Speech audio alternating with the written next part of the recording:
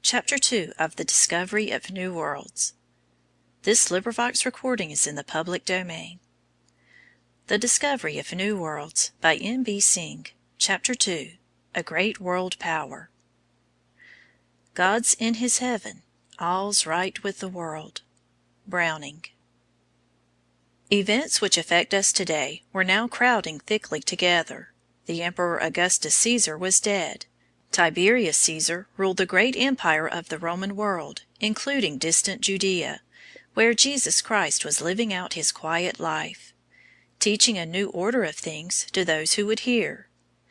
But the Jews, those direct descendants of Abraham the patriarch, who had long ago migrated from Chaldea to the land of Canaan, the Jews were looking for a great earthly conqueror. They had refused to acknowledge the claims of Christ to be that conqueror, and they wished to bring about his death as soon as possible.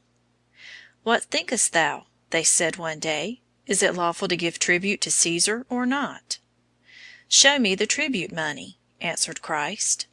And they brought him a penny, a Roman penny made of silver, worth about 7 pence halfpenny of present money.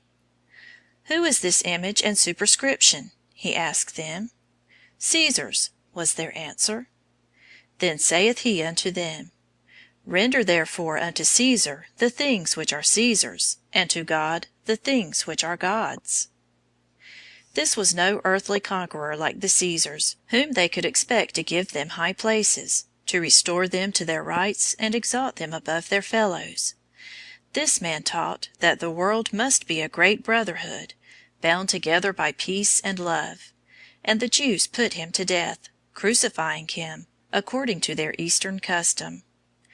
They had killed him when he was yet young, but they could not kill his teaching. Under his disciples and apostles it spread rapidly.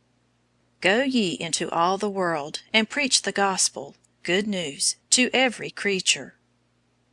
These had been among the last commands given to the followers of Christ. Among the first to carry out this great command of his Master was Paul. The first city he chose in which to preach was Antioch, Antioch the Beautiful, or the Crown of the East, as the men of old called the city. North of Tyre and Sidon, on the sea-coast of Syria, it stood, on the great trade road between Ephesus and the East. Here were men from Cyprus and men from Cyrene. Here lived numbers of wealthy Romans and Greeks. It was a good place to which to carry the good news. In a year's time Paul had taught many people, and here the name of Christian was first given to those who followed the teaching of Christ. Tiberius, the emperor, was dead, and Claudius Caesar was ruling over the Roman Empire. But the new teaching in far-away Antioch had not yet penetrated into the heart of Rome, though the sayings of the Master had been written down in the 4 books still known as the Gospels. From Antioch, St. Paul crossed over to Cyprus, the island to which the Phoenicians had made their first voyage across the seas, and which now belonged to Rome. After a time he set sail for the mainland of Asia Minor. Asia Minor was indeed the highway by which Christianity passed to the capital of the world. Traveling from town to town, mainly along the great caravan routes of the country, the faithful apostle reached the sea-coast near the old town of Troy. Here one night he had a dream.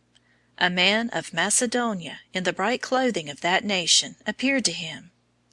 "Come over into Macedonia and help us," he said. Paul could not resist such an appeal. Setting sail, he crossed over to Macedonia, setting foot for the first time on European soil. From thence he passed south to Athens, once the most beautiful city in the world. Here he would see the great statue of the goddess Athene crowning the Acropolis. He knew how corrupt the city had grown since the brilliant time of Pericles, and his spirit was stirred in him when he saw the city wholly given to idolatry. Standing on Mars Hill, a lofty rock rising from the very heart of the city, with the clear blue sky of Greece above him, he spoke to the men of Athens from the very depths of his heart. Again and again we find him traveling from town to town, standing amidst temples and idols made with hands, and telling the people of the master he would have them serve instead. At Ephesus, where, glittering in brilliant beauty, stood the great temple of Diana, Paul nearly lost his life in the uproar that followed his plain speaking.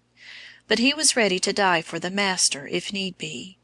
Again, preaching at Jerusalem, tumults rose which ended in his imprisonment and his well-known trial.